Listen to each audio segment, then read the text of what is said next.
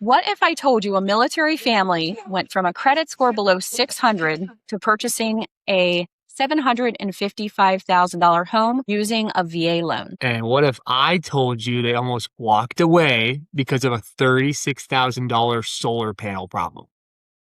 Today, we're sharing the story of a military family who stayed committed, worked a plan, overcame several obstacles, and made it all the way to closing day. And we'll also talk about what buyers can learn from their journey and why having the right team matters. Here's what we've learned: roadblocks don't mean stop. Sometimes they're just a part of the journey home. So, what's one of the biggest misconceptions that buyers have about VA loans? Yeah, this is a really good question, Beth. So I think that there's a couple parts to that. I think that listing agents, even some buyers agents, and even some veterans think that their offer is going to be weaker because it's a VA loan. Here's the thing is it's all about if we can sell it. If we have a great buyer's agent and a great loan officer who can call the listing agent and say, look, Mrs. or Mr. Real Estate Agent, this is not going to be a weak offer because an underwriter's already pre-approved this entire thing. The underwriter's been through credit, income, assets. And also, too, a big misconception is that the appraisals are more difficult. That's not the case. So VA loans, as well as every other loan, falls under the same program, which is the USAP, US appraisals guideline, right? They do have one extra part that is minimum property requirements. And that basically just means that we want to make sure that the veteran is going into a house that checks the three S's, that it's safe, it's sanitary, and structurally sound. So the VA wants to make sure that when a service member buys a house, that service member deploys and the family left at home has a safe, sanitary, structurally sound house, which is like handrails, no broken windows, outlets that work, lights that turn on, and a heater. And that's pretty standard, right? So we can talk to a listing agent and say, hey, does it meet all these standards? And usually most houses will, because most people won't want to buy them. And if it checks those three boxes, it's not going to be tougher to get a VA loan to get purchased by or a seller to sign off on it. Yes, absolutely. And, back in the day, we did have some red tape that people had to jump through. So I think a lot of people think that it's still that way now today, when in fact it's not. Like, they've streamlined the whole process. They've made it easier than ever for veterans to use a VA loan to purchase a home. So a lot of that has gone away. And we want to make sure everybody knows that, because it's a great, loan program for the buyers. And now the process is easier than ever on the sellers. Boom. Yeah. Spoken like a true professional. It's like you've done this a few times. Just a couple. So I think when you're talking about the appraisal, so VA buyers can compete with a price. We don't have issues with values with VA appraisals like we used to.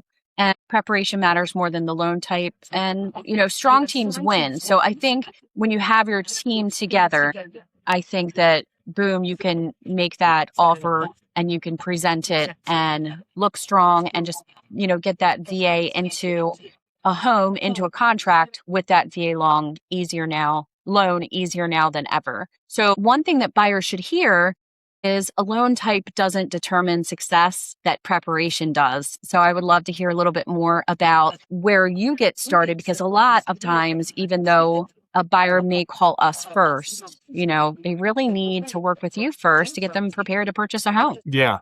Yeah, that's a really good point. So, just to reiterate what you said, you said the team matters. So let's talk about a lot of times buyers, they will go to a real estate agent first, which is good, but a real estate agent, like you said, is going to forward them back to the lender. So when I end up getting a buyer, this is what I'm going to go through, right? I'm going to make sure that the credit, income, assets all get approved by an underwriter. And if the underwriter fully pre-approves this file, then I can take not a pre-qualification letter, because a lot of people hear pre-quals. Pre-quals is a paper bag full of water.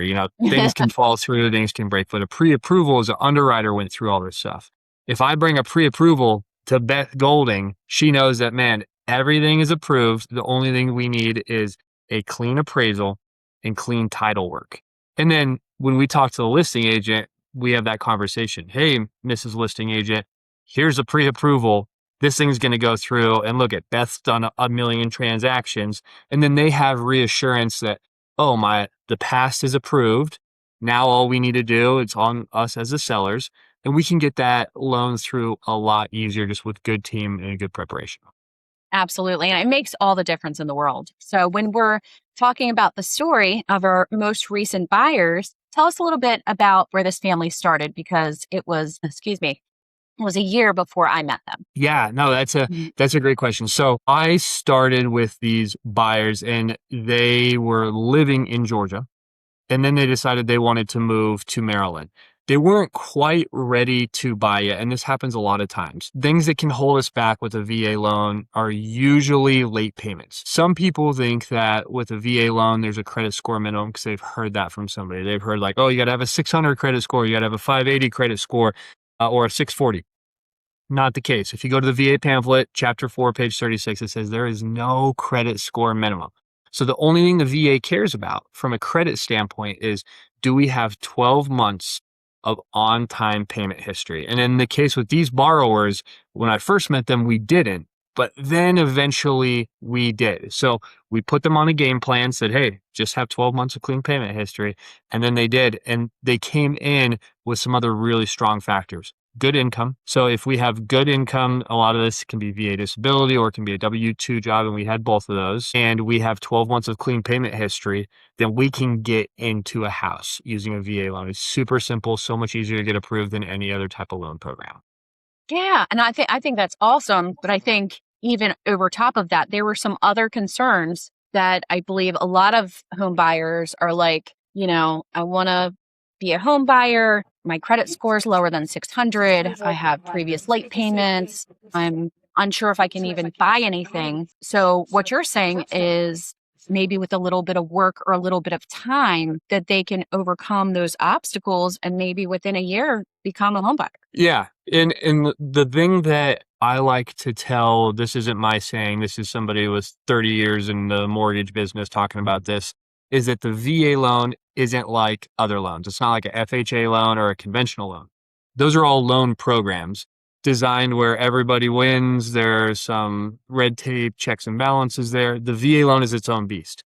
It is a veterans benefit program designed to make home ownership more and more quickly achievable for veterans.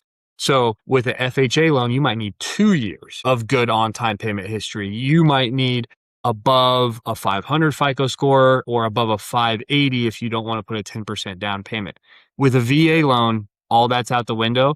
They have really shallow requirements, which is just make 12 months of clean payment history and have good income.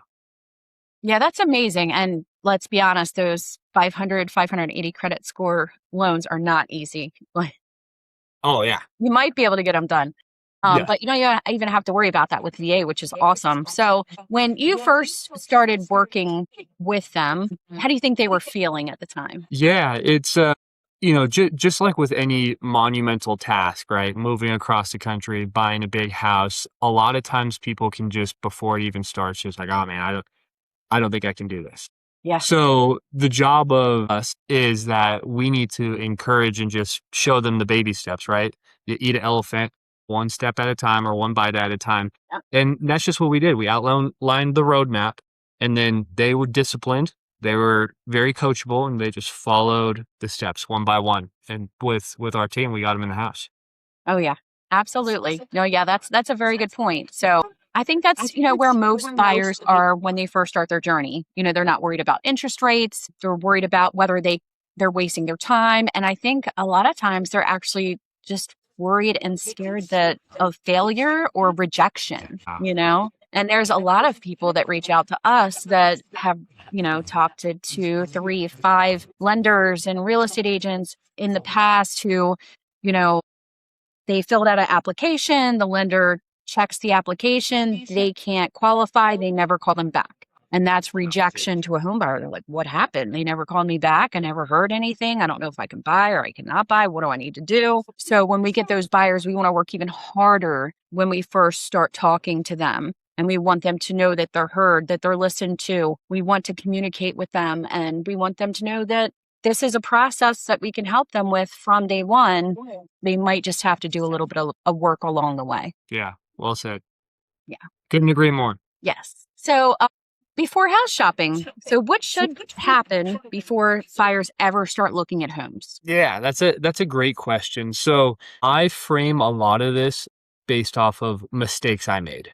using the VA loan. The nice thing is that the VA loan is really easy to use. The bad thing is that the VA loan is really easy to use. So when I first got out of the military, college educated, infantry officer, I was like, all right, I know what I'm doing, right? I can buy a house. This is easy. I made some mistakes with that. So I change how I coach people, even if they've bought a house before. And the reason for that is that the average home buyer will make between 11 to 14 mortgage transactions in their life. So what we want to make sure is when we're buying this house, house number one, that we're focused on what we're going to do with the next house, house number two, before we make a decision. Because typically someone's going to move within 3 years. They might rent this place out. So we want to have a real honest conversation about what our long-term goals are. And part of that comes with talking about three things, three pillars. So we want to talk about cash, we want to talk about credit, and we want to talk about income. So cash is pretty cool with the VA loan because you don't need any cash. As we're going to talk about, if you have a really great real estate agent, they can make it so you don't pay any money at close, which is what happened with these buyers, right? They didn't want to spend any money and we made it so they got money back at close. You can't do that with other loan programs. So we're going to say, hey, how much are we comfortable spending? And in this case, they were comfortable spending $15,000 to get into a very, very competitive market that you were working with. And we knew like, hey, we had to bring Beth something. We can't just go ask Beth for $1 million. And we're like, all right, we're going to tell her we can, pay $15,000. But we ended up not even needing to use that. With other loan programs, we're going to have to come up with some money, either a down payment or closing costs. Then we have credit. So we talked a little bit about credit. We just want to make sure that we have 12 months of clean payment history. And if we have 12 months of clean payment history, we can get into a house. If your credit score is better, it makes the approval easier. You could get a more favorable interest rate. But at the bottom of it, with a VA loan, even if you have a 400 credit score and you're able to buy the house, you're going to be able to refinance after 7 months and have the same interest rate as somebody with an 800 FICO using the VA interest rate reduction refinance loan, which is a benefit that only veterans have, a VA IRRRL. So that's something that if you're scared about getting in, you're like, oh, I want to get my credit score an extra 150 points higher. We as real estate professionals need to know like, hey, no, like just buy the house and we'll use your IRRRL and get you a really screaming deal. And that's a veteran benefit that you have. VA IRRRL, not my name is Earl, IRRRL.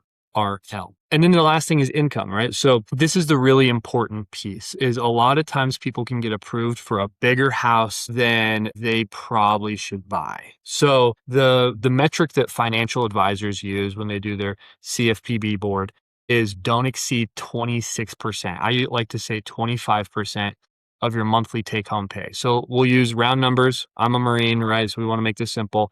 Say you make $1,000 a month. We don't want your mortgage payment to be more than $250 a month, or $10,000 a month. You don't want your mortgage payment to be more than $2,500 a month, right? Gross take home.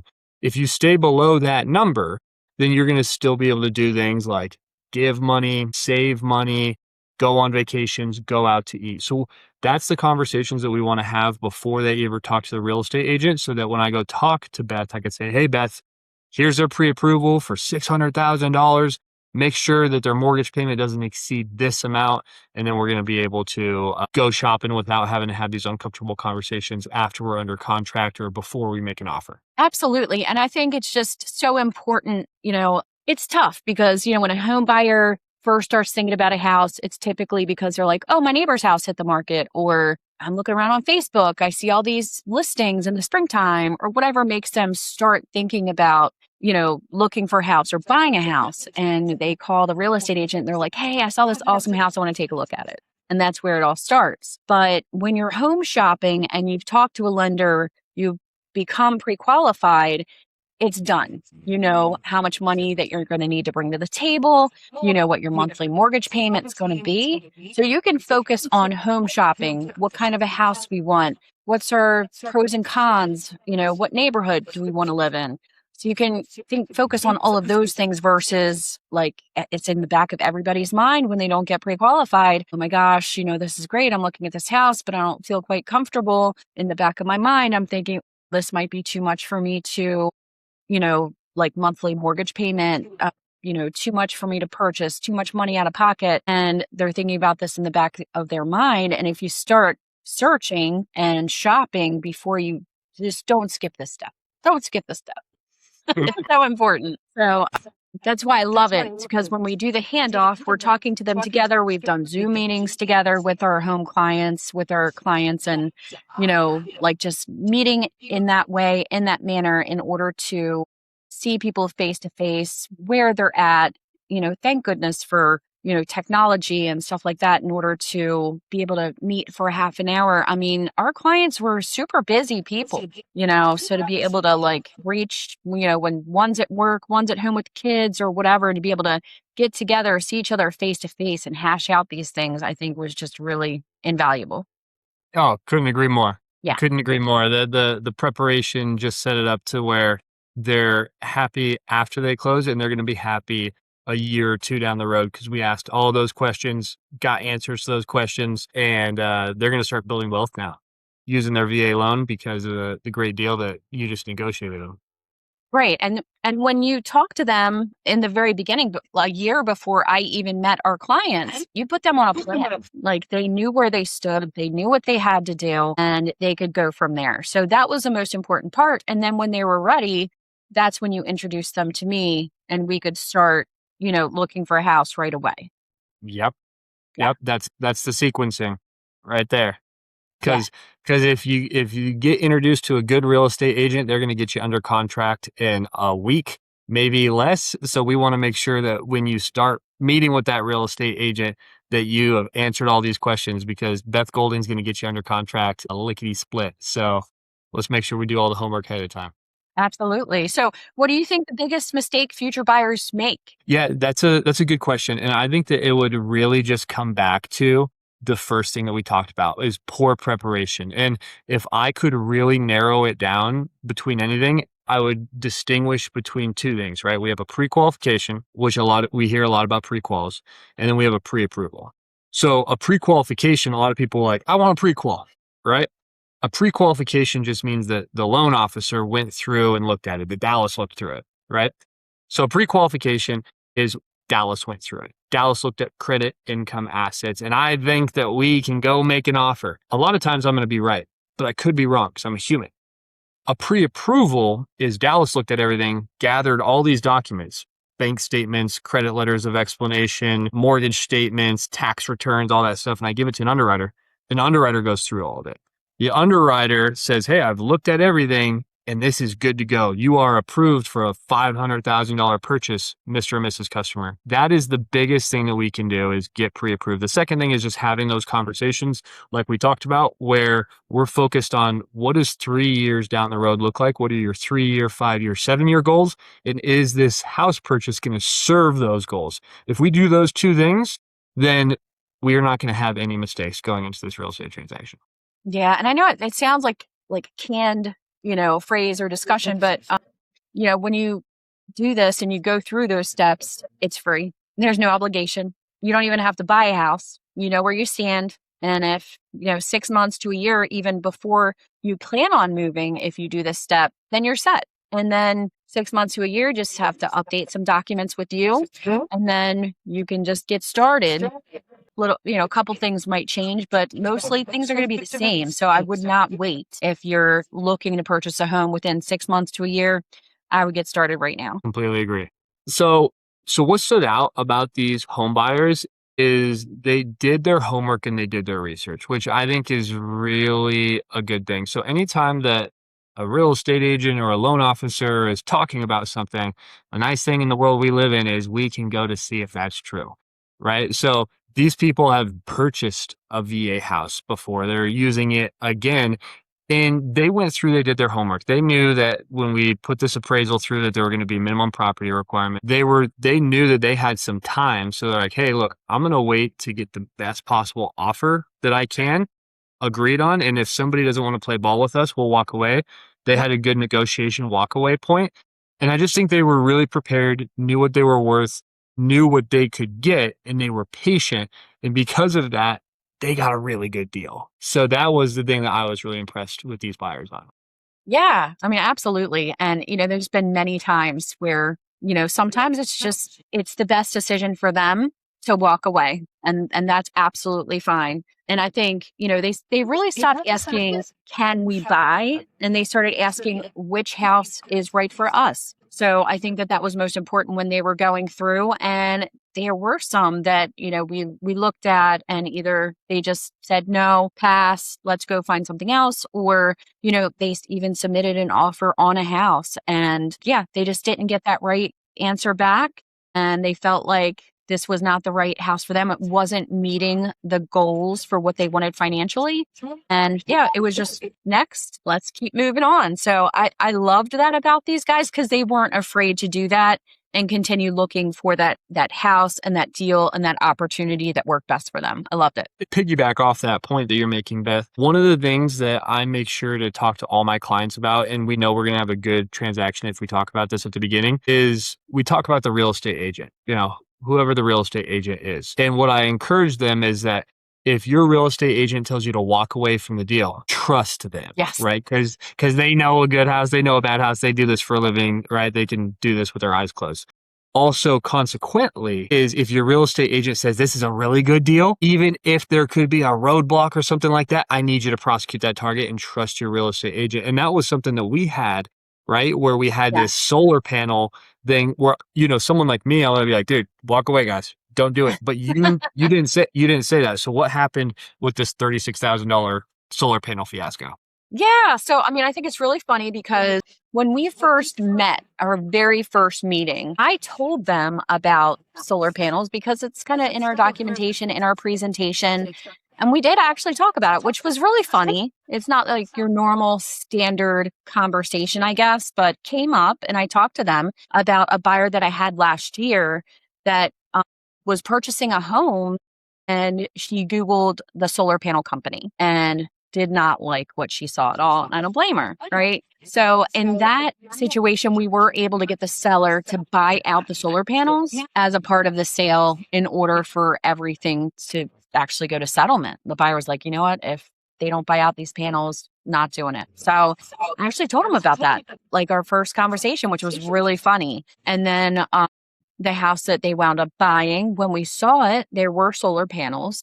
We did look on the side of the house when we were doing our walk around the house, and it was not the same company that my previous buyer had purchased. But of course, I was like, well, we should still do our own due diligence on this. So long story short, we were able to get the property under contract. And then there was this issue with these solar panels. They did, research the company, and unfortunately, the same thing. And unfortunately, we're seeing this more and more, where these solar panel companies have some lawsuits, class action lawsuits.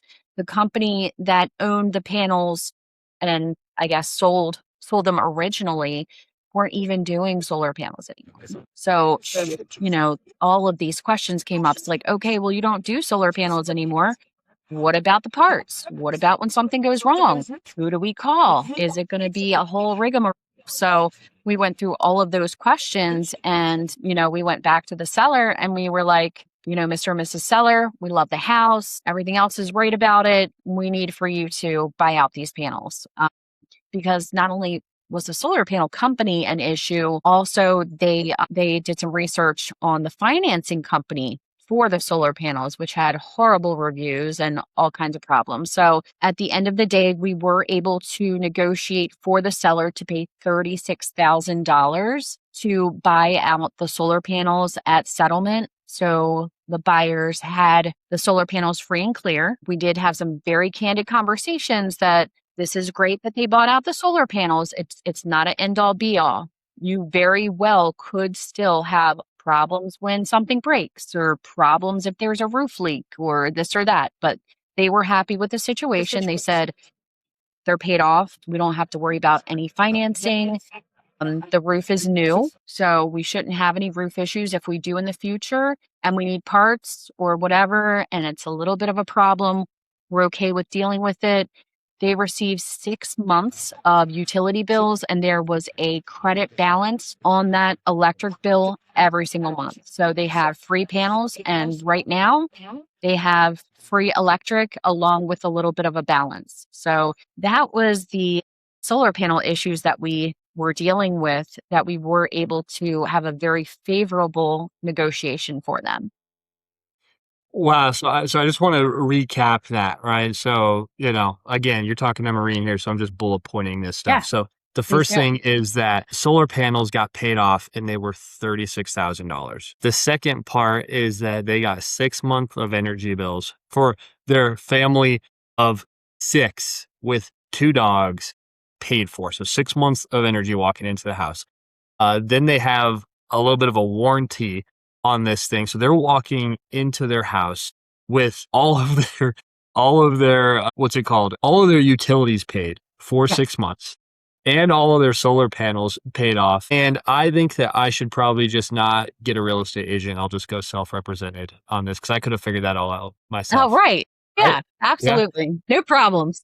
This is why we get real estate agents, ladies and gentlemen, because they're worth a really good real estate agent is worth their weight in gold, and they will negotiate you a great deal. And how much of that negotiation did the buyers have to do with the sellers? Like, how much of these hard conversations did they have to have?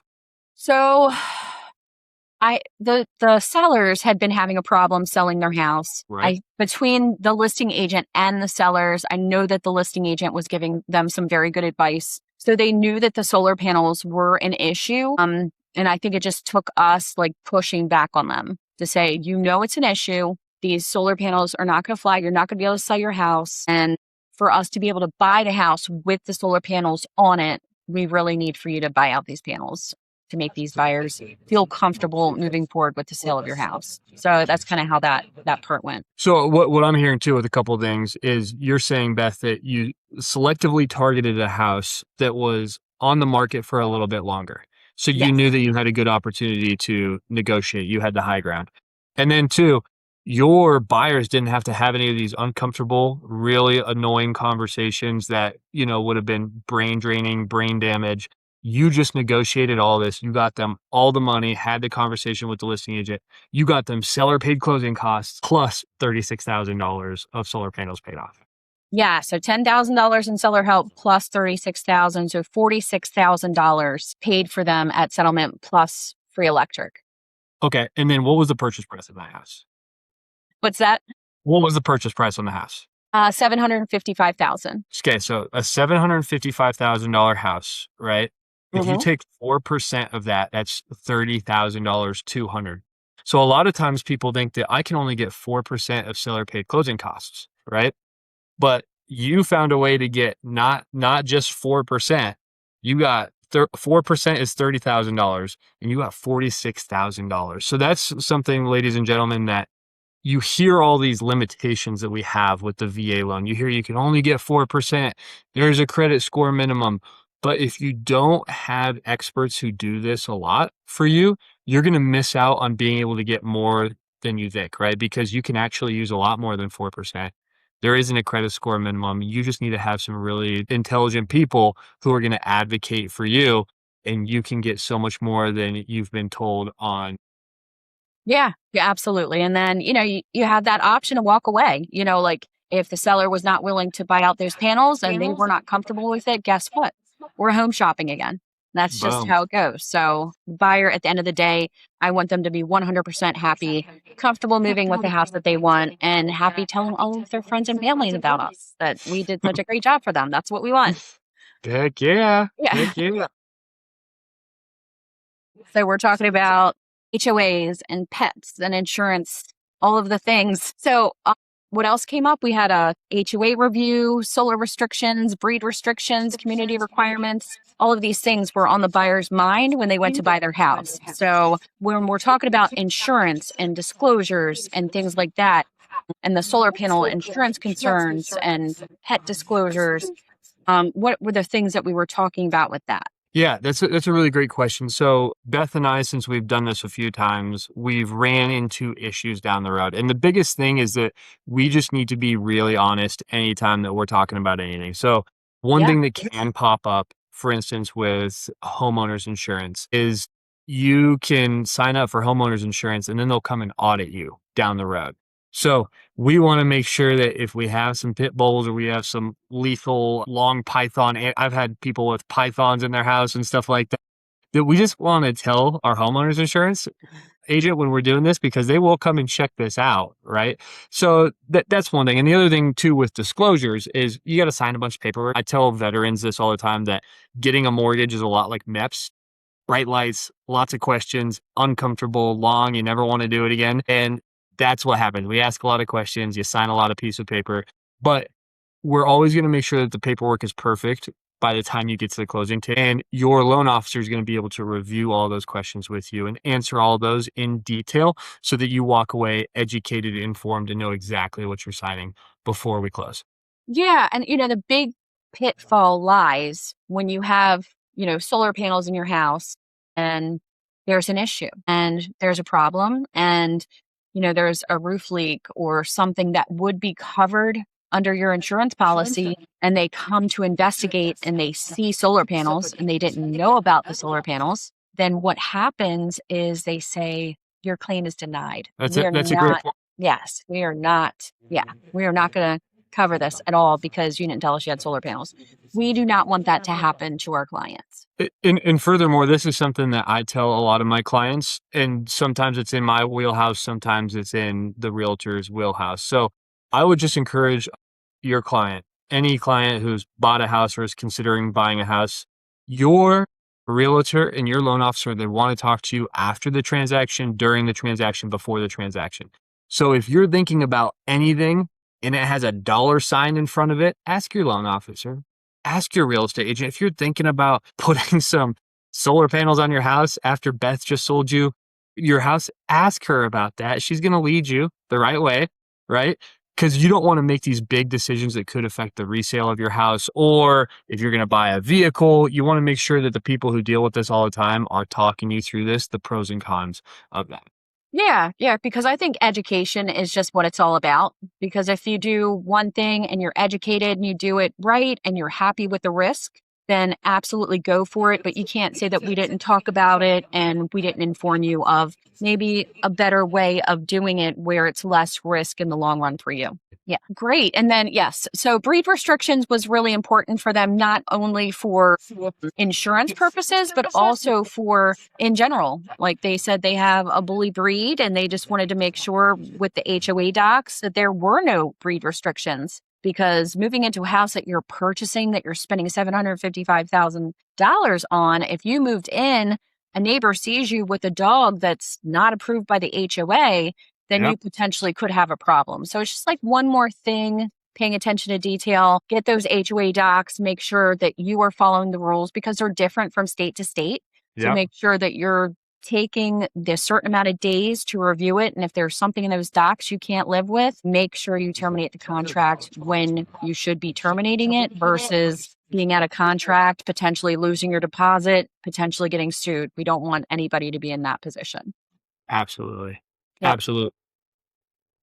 So when we're negotiating that cash to close, oh my gosh, let's talk numbers. So let's talk about all of the things you were talking about, cash to close and informing people up front, and then a part of that loan and negotiation strategy. So we're going to talk a little bit about that when we were going through the process. Yeah, absolutely. So this is where it's really important to have a good loan officer or real estate agent team. And, when you talk to your real estate agent, they're going to be able to tell you who the good loan officers are. And we just want to make sure that we're able to get on the same page before we start going shopping. So one thing with the VA loan is you can get a lot of your closing costs paid for by the seller, which is something that, Beth got well over 4% of seller paid closing costs before this deal closed. And a lot of agents are scared to do that.